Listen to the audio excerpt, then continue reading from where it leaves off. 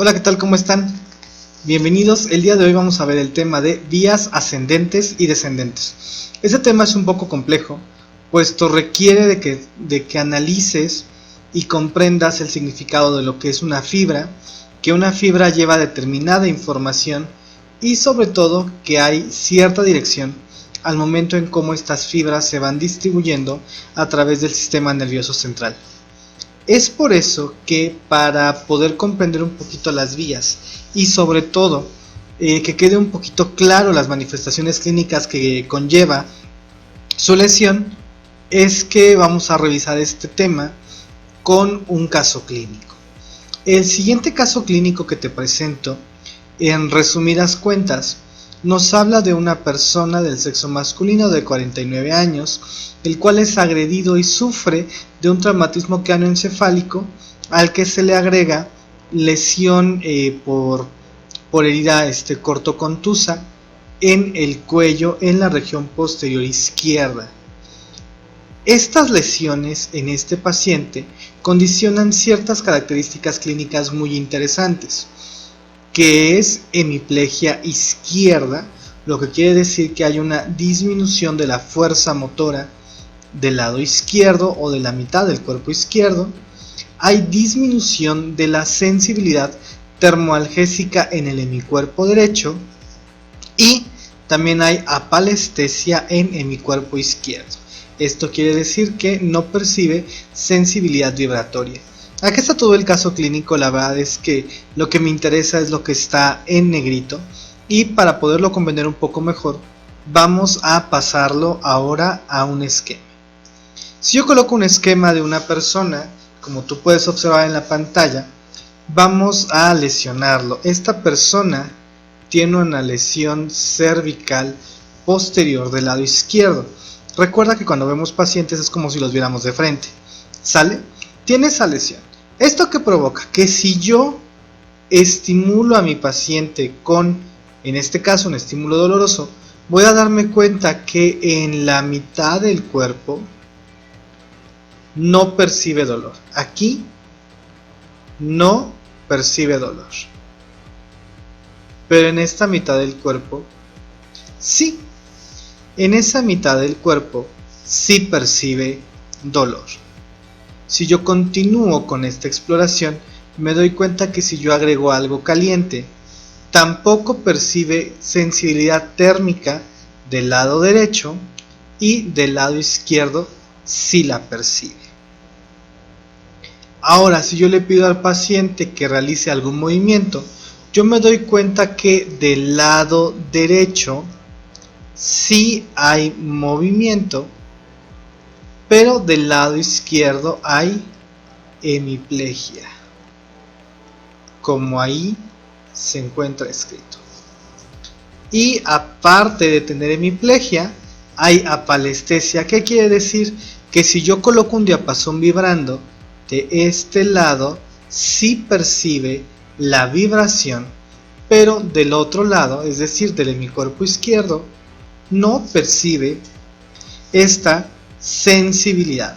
Esto es muy importante, puesto que si te das cuenta, hay una distribución de la sintomatología totalmente diversa.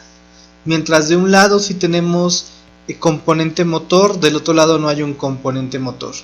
Y aunque tenemos componentes sensitivos en ambas partes del cuerpo, no se correlaciona la termoalgesia con la vibración.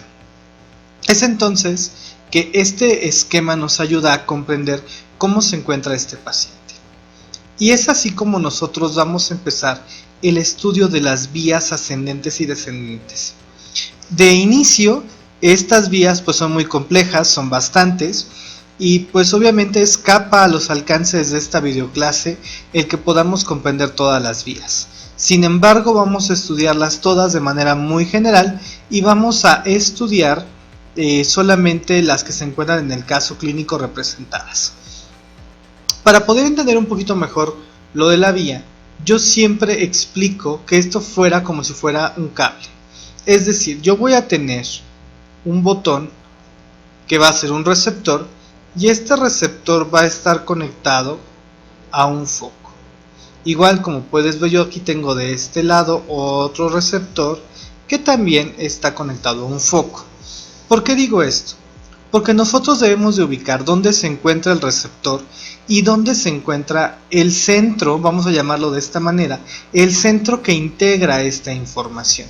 Por ejemplo, si este botón rojo fuera un receptor de dolor, si yo estimulo de este lado, que es el lado derecho, si yo estimulo del lado derecho, evidentemente voy a percibir dolor. O sea, el dolor, el estímulo está acá, pero ve cómo el cable cruza del lado izquierdo y sube.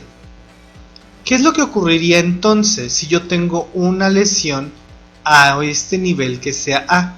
A lo mejor hay una lesión a nivel de A y no percibo dolor del lado derecho. ¿Estamos de acuerdo?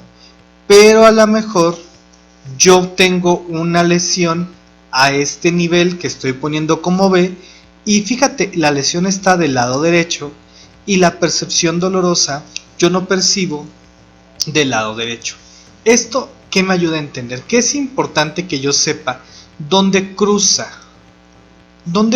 los cables, porque yo podré identificar o deducir la sintomatología en el sistema nervioso dependiendo del conocimiento que yo tenga anatómico. Ahora bien, las vías son una secuencia de cables. ¿Qué quiere decir esto? Tú vas a encontrar en tus libros de anatomía que te representan un solo cablecito. Pero ¿qué crees? Este no es el único cable. Hay muchas fibras. Por eso se llaman tractos, porque son múltiples fibras. Eso lo vimos en videos anteriores. Entonces sí es importante que tú tengas el concepto de que son varias fibras. Y esto nos puede ayudar a determinar varios síndromes neurológicos.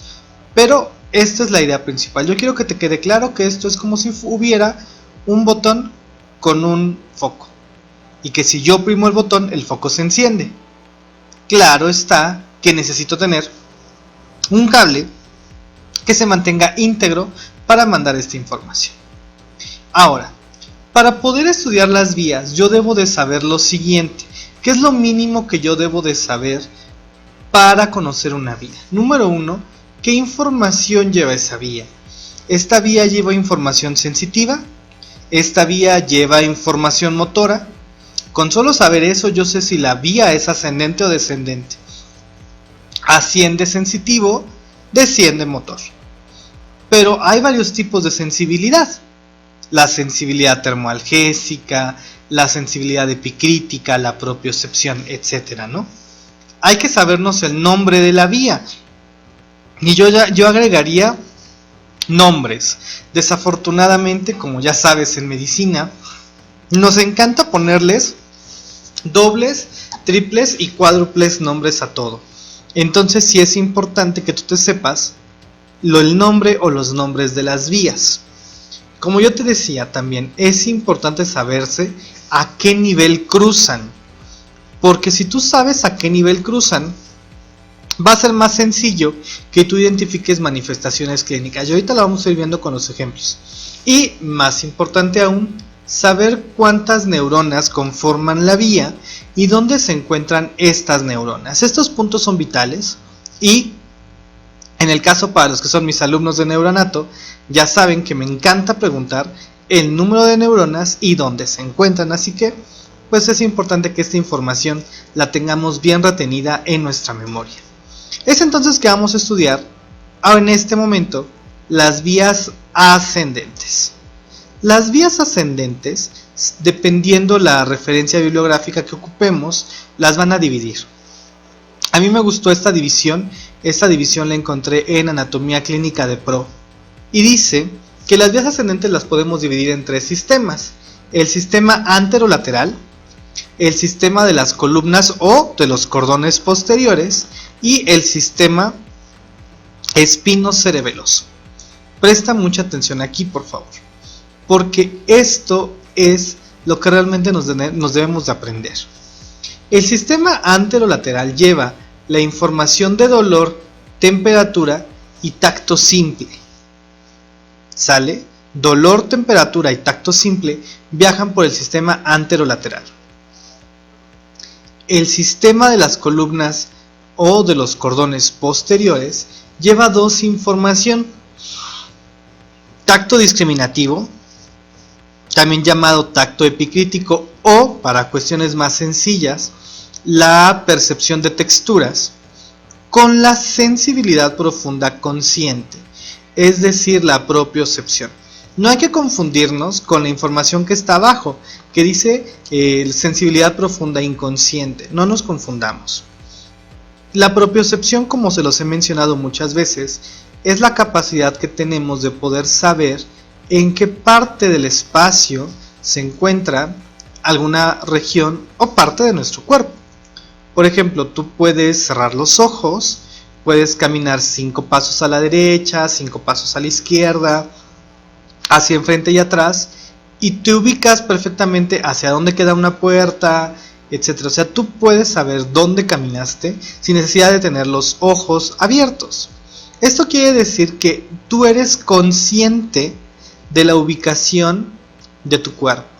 Si estás de costado, de cabeza, boca arriba, boca abajo, todo lo puedes saber gracias a esta sensibilidad profunda consciente. Acuérdate, propiocepción. Sus receptores son el órgano tendinoso, el uso neuromuscular, etcétera, ¿sale? Sin embargo, hay otros de estos receptores que no mandan información al encéfalo, sino que lo mandan directamente al cerebelo, que es el sistema espinocerebeloso. Aquí igual la información proviene de las articulaciones, etcétera, pero no llega a regiones tan superiores, no llega a la corteza, llega realmente al cerebelo, y esto permite que exista una adecuada regulación del movimiento. Entonces, esto me ayuda más para procesos de regulación de movimiento.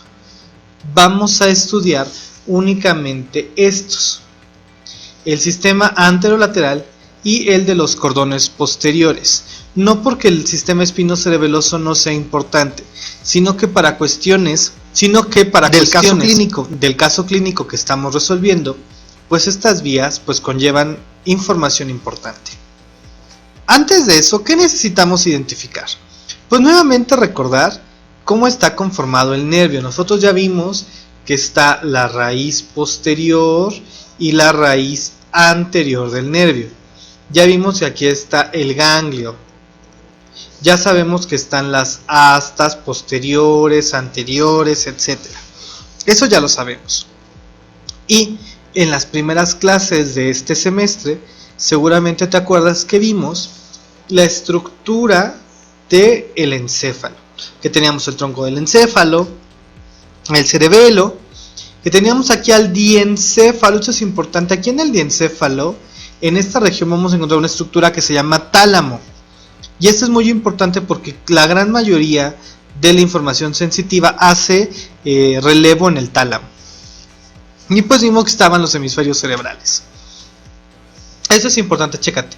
Esta región de acá, que estoy marcando en rojo, es el tálamo, que es la misma estructura que tenemos en este otro lado. Bueno, el tálamo es una región de sustancia gris que va a recibir múltiples informaciones sensitivas.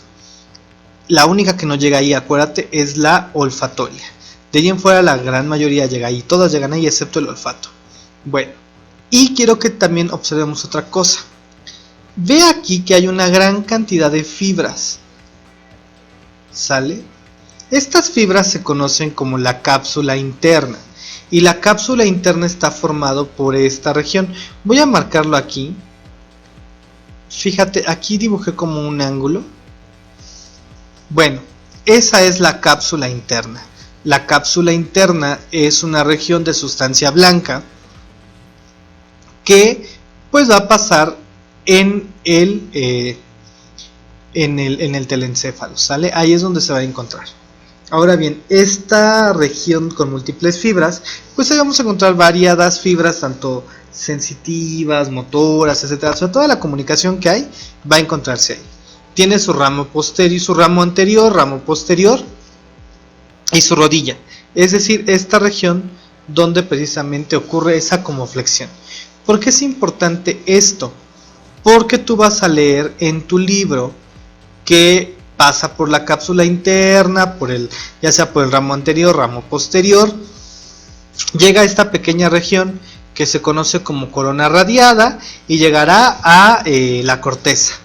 Simplemente nos está haciendo referencia a estas regiones del encéfalo por donde discurren fibras, y pues estos nombres no deberían de confundirnos, ¿sale?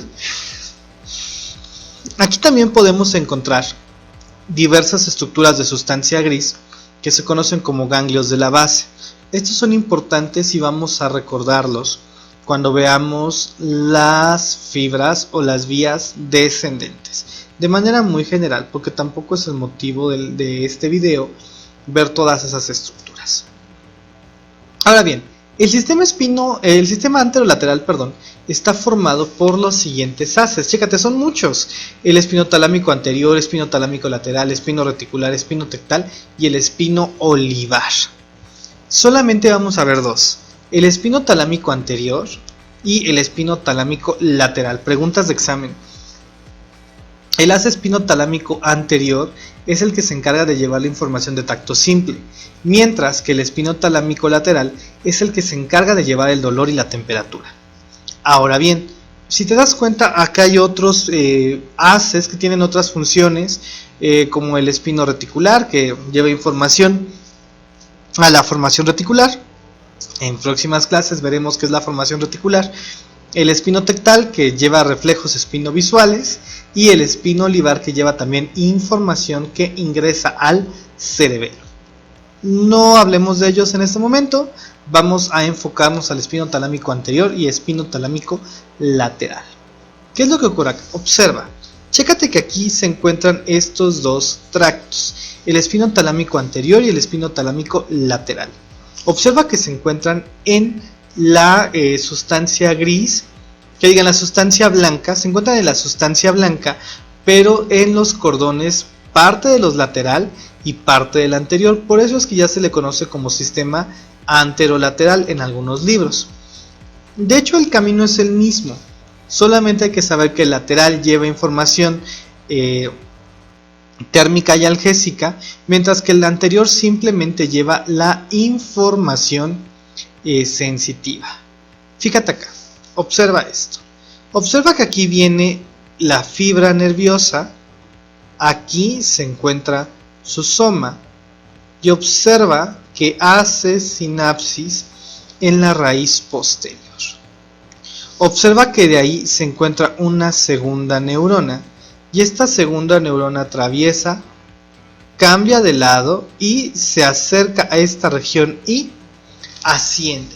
Esto es importante porque en este momento te estoy hablando de la ubicación de las neuronas que conlleva esta vía. Tanto el espino talámico anterior y espino talámico lateral están conformados por tres neuronas. La primera neurona se encuentra su soma en el ganglio espinal. Eso ya lo habíamos visto en clases previas. Y fíjate que la segunda neurona se encuentra en el asta posterior. Aquí se encuentra en el asta posterior.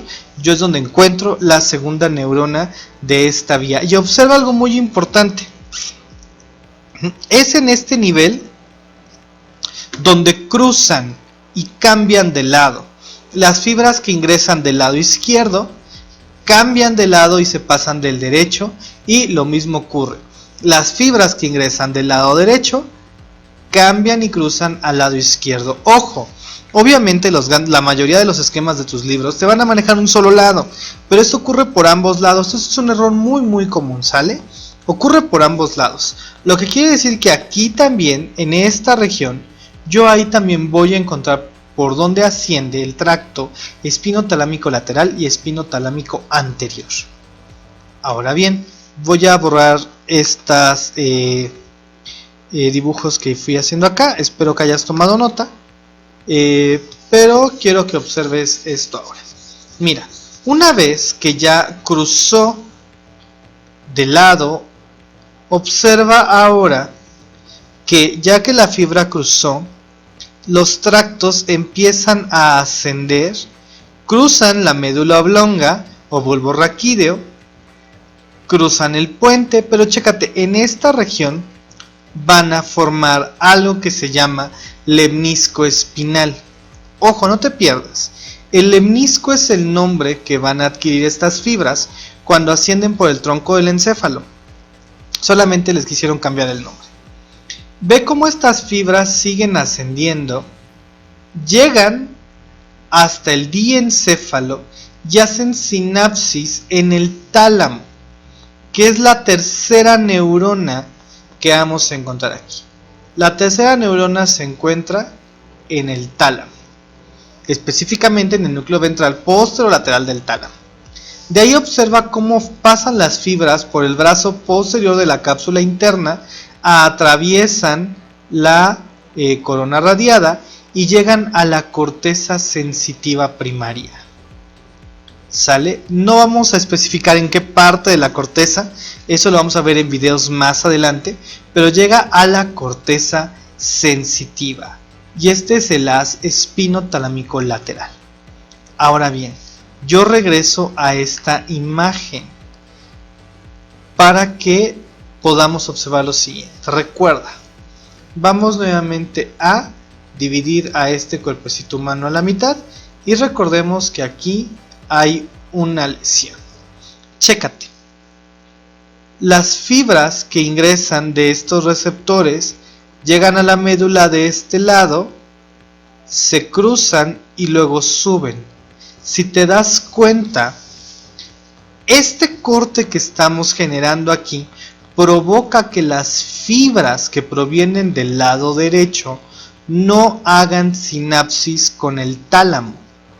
O sea, estas fibras si hacen sinapsis, la primera neurona se encuentra bien, la segunda neurona ya no hizo sinapsis con el tálamo. Por eso es que el paciente no percibe sensación térmica y de dolor del lado derecho. Porque fíjate, se cortó el cable, por así decirlo, no es que se haya cortado, simplemente hay una lesión y esa lesión provoca que haya una alteración al momento de mandar información y por eso es que del lado derecho no percibe temperatura y dolor. ¿Sale? Aquí está esta primera gran vía, la vía de la sensibilidad térmica y la sensibilidad normal, o sea, el tacto normal. Esto lo acabamos de ver en este momento, espero que no tengas dudas y vamos a continuar. Ahora bien, con la siguiente es el sistema de los cordones posteriores. Este sistema es más sencillo. Si tú recuerdas cuando estábamos estudiando o checamos la composición del nervio, te dije que habían receptores propioceptivos y que ese receptor propioceptivo pues ingresaba a la médula. Entonces los cordones posteriores van a llevar la información propioceptiva, pero también van a llevar la información del tacto epicrítico, es decir, la capacidad de determinar texturas, propiocepción y también van a llevar la sensibilidad vibratoria. Esa información va a ser llevada por el sistema de los cordones posteriores y este sistema va a estar conformado por dos fascículos, el fascículo grácil y el fascículo cuneiforme. Ahora, ¿por qué esto es importante? Porque cada uno de estos fascículos va a llevar información de una parte distinta del cuerpo. El fascículo grácil, dependiendo del libro, tú también lo vas a encontrar como el fascículo de Gold, mientras que el cuneiforme lo puedes encontrar como de Bouchard. Ahora bien, el fascículo grácil lleva información desde los nervios sacros hasta el sexto torácico, mientras que el cuneiforme lleva del sexto torácico y todos los cervicales. Si te das cuenta, el grácil lleva información más lejana y el cuneiforme prácticamente lleva de la mitad del tronco hacia arriba. Esto es importante, ¿sale? No se te olvide. Y pues esto los vamos a ir observando. En la médula recordarás que cuando nosotros hicimos el corte de la médula, vimos que era una estructura más o menos así. Bueno, pues aquí tenemos al cordón posterior, lo estoy marcando, y aquí podemos encontrar en algunos que están segmentados en las regiones más superiores. Bueno, el más medial es el grácil y el más lateral es el cuneiforme. Y pues estos cordones pues van a llevar la información propioceptiva, tacto-epicrítico y vibratoria. Ahora bien, aquí es más sencillo. Fíjate, nuevamente retomamos nuestro esquema de la médula. Primera neurona, como siempre se encuentra en el ganglio espinal. Ingresa la información propioceptiva, vibratoria o de tacto epicrítico, llega a los cordones posteriores y asciende. Esta fibra no cruza al momento de ingresar a la médula espinal. Observa que esta fibra, aquí lo cambié de lugar, esta fibra ingresa, ascienden y fíjate, van a llegar hasta el bulbo. En el bulbo raquídeo van a ocurrir esta decusación. Aquí la segunda neurona se van a encontrar en los núcleos, ya sea grácil o en el núcleo cuneiforme. Hacen sinapsis ahí y cambian de lugar. Aquí hay una decusación. Y esta decusación se da gracias a unas fibras que se llaman fibras arcuatas o fibras arqueadas. Es decir, hasta nivel del bulbo raquídeo es donde las fibras de estas vías van a cruzar al lado contralateral, ascienden y van a llegar a hacer sinapsis hasta el tálamo, que es la tercera neurona. La tercera neurona se va a encontrar en el tálamo y de ahí sigue el mismo recorrido, se va por la cápsula interna, corona radiada, hasta llegar a la corteza sensitiva correspondiente. Es entonces que si nosotros retomamos nuestro dibujo, podemos ahora comprender el por qué esta persona o este paciente tiene apalestesia y hemiplegia, tiene apalestesia del lado izquierdo, porque la información izquierda llega, sube, llega hasta la médula y hasta aquí se lesionó, pero esta vía va a cruzar hasta acá arribita, a nivel del bulbo. Acuérdate que el bulbo ya no pertenece a la médula espinal, el bulbo pertenece al tronco del encéfalo. Y como vimos en clases previas, el tronco del encéfalo es una estructura que se va a encontrar dentro de la cavidad craneal. Por eso es que la apalestesia se encuentra del mismo lado. Este es el sistema de los cordones posteriores. Ahora, este es más sencillo, este es más rápida, no quiero entrar a más detalles. Las vías descendentes. Las vías descendentes son vías motoras. Y estas vías motoras las podemos dividir en dos: las piramidales y las extrapiramidales. Yo siempre he dicho, la primaria y la secundaria.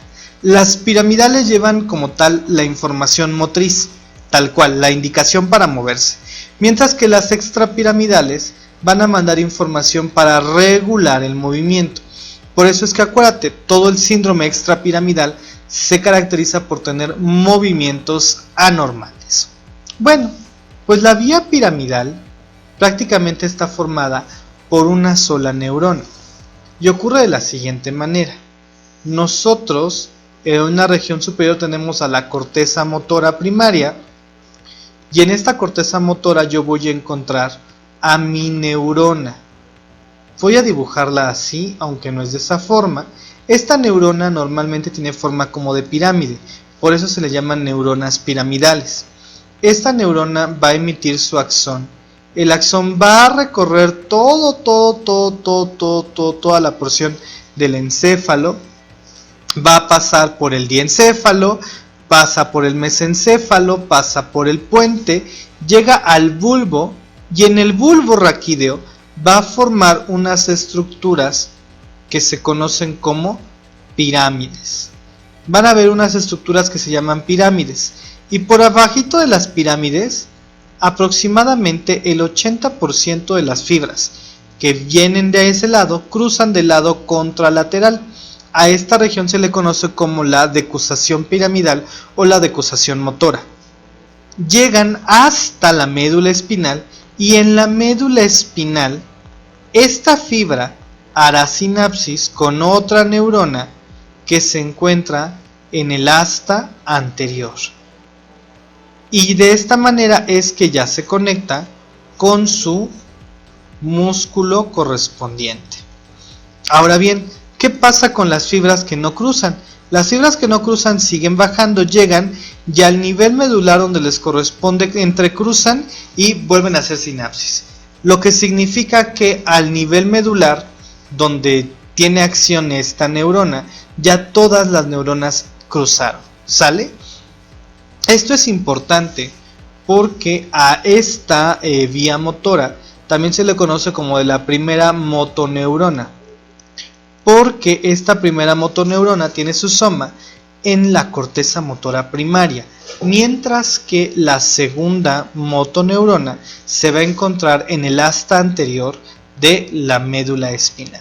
Esto es muy importante, recalco, porque van a haber múltiples manifestaciones neurológicas que yo voy a poder encontrar y voy a poder delimitar gracias a conocer la anatomía de estas vías.